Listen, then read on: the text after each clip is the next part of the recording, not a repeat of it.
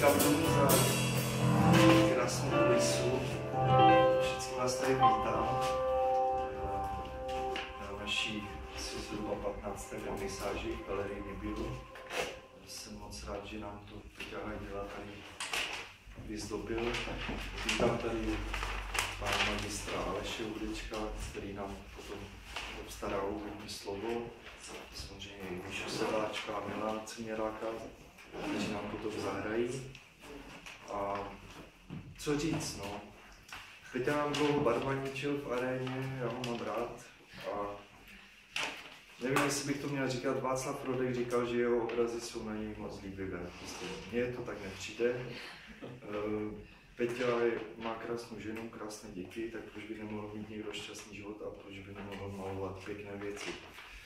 Aleš mi na to řekl, že se ta ponurost dneska nosí. Nevím, proč vystavovat na odiv ponurost, proč bychom nemohli být šťastní, takže já vás vítám.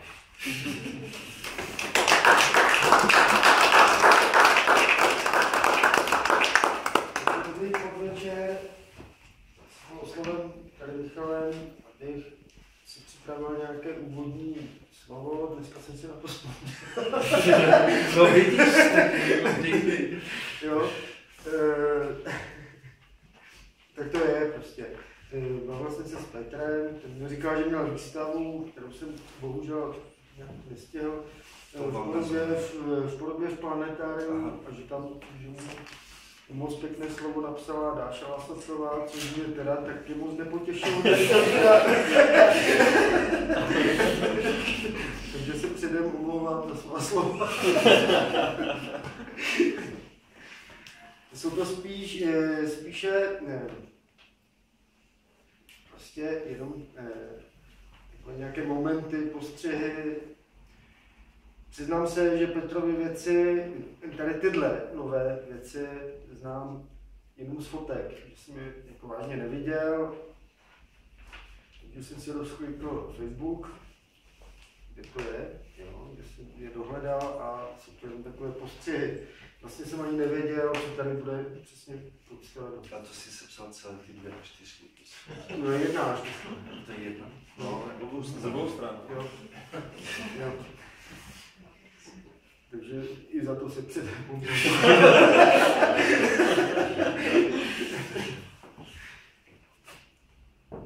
Malíř Petr Hajdela se výrazně profiluje již od střední školy, kterou ukončil v roce 2005. To jsem si zjistil a posléze studoval v ateliéru Malba 1 u Daniela Balabána na fakultě umění v Ostravě. Tahle věta mě až tolik práce nedělala. Už na střední škole, tady to už si měl problém.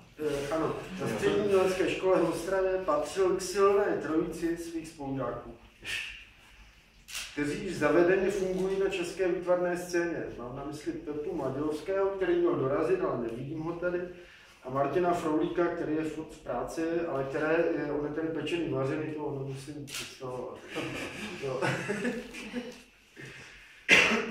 Malby Petra Hajdely působí na první pohled tematicky poněkud nesourodě. Kompozice pláten jsou často vystavěny až divadelně, zobrazené motivy působí mnohdy jako rekvizity.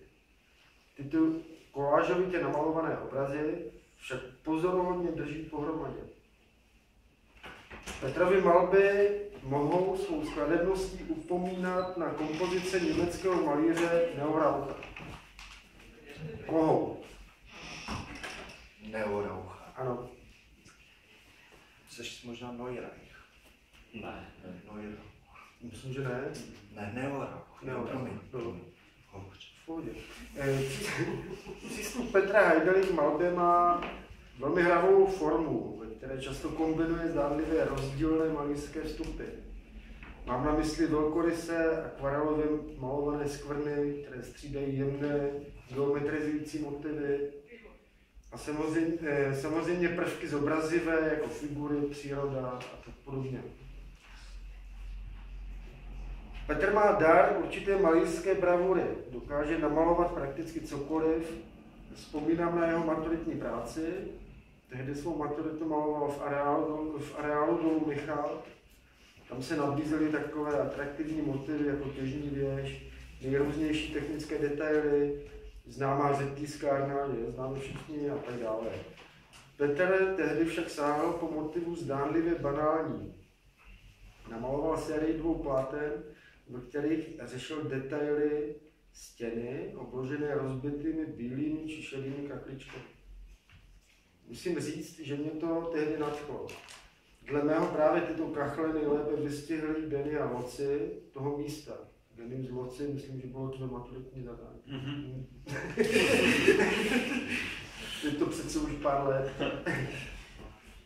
Malby Petra Hajdely jsou charakteristické také tím, že diváka často vtahují do jakési hry, kterou autor nahodil na plátno, ale ne zcela tuto hru dopověděl. Jeho plátna mají totiž schopnost tříbit mysl diváka, který je tak donucen přemýšlet nad podivnými vztahy mezi abstrahující formou na straně jedné a částí zobrazivou na straně druhé.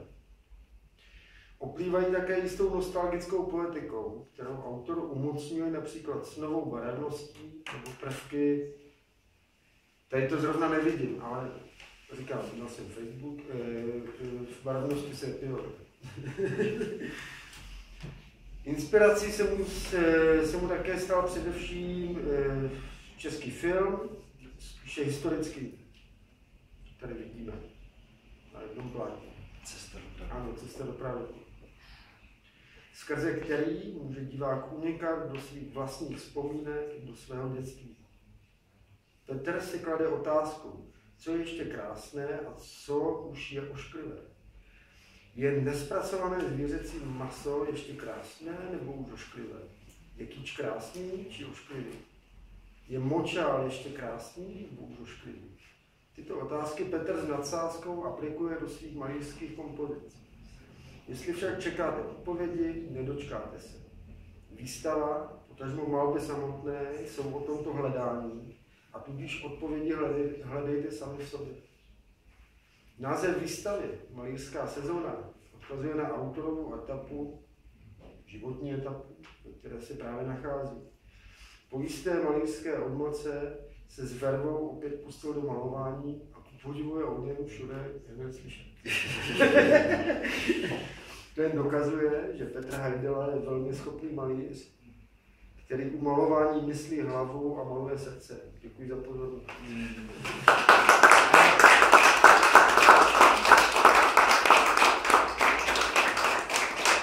Já moc děkuju Alešovi a jestli by nám Petr chtěl něco říct. No já hlavně jednak nejčerstvější dojem je, že mi to je fakt krásně písané. To no, mě to taky dojelo. Děkuji ti za to. Možná ještě víc za to, jak jsi napsal to, že to vlastně uměl napsat, to znamená, že mě znáš, to je vždycky příjemné mít kolem sebe lidi, kteří člověka chápou.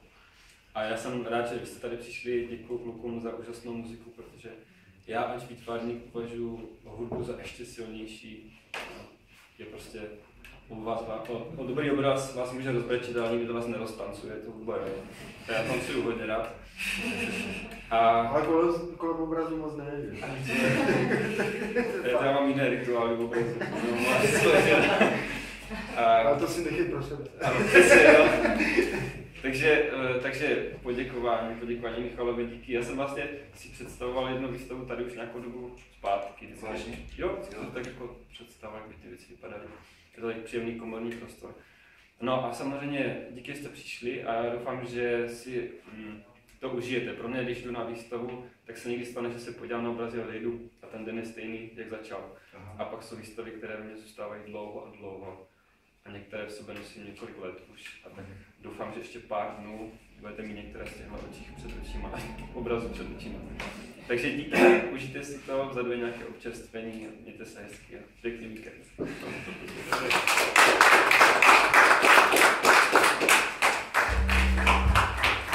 Já děkuji moc Petrovi i za obrazy, i za slovo a teď už necháme slovo, který říkal Petr, té hudbě, anebo psům.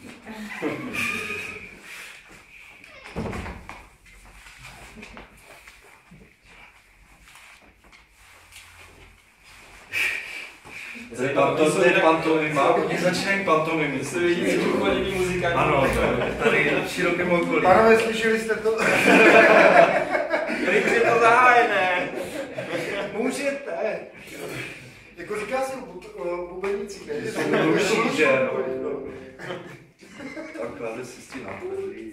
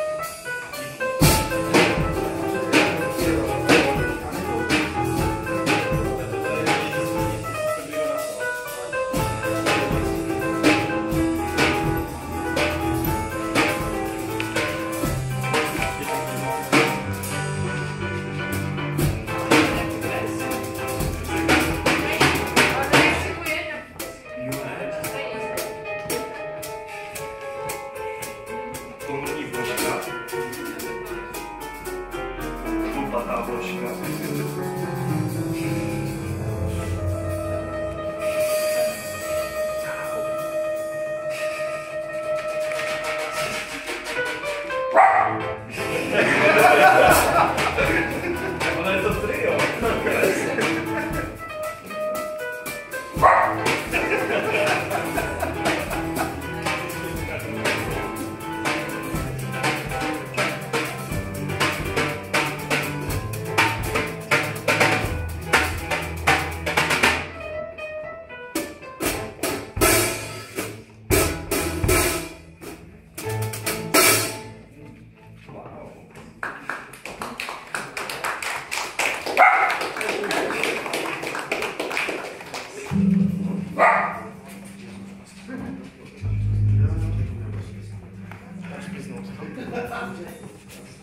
Wow.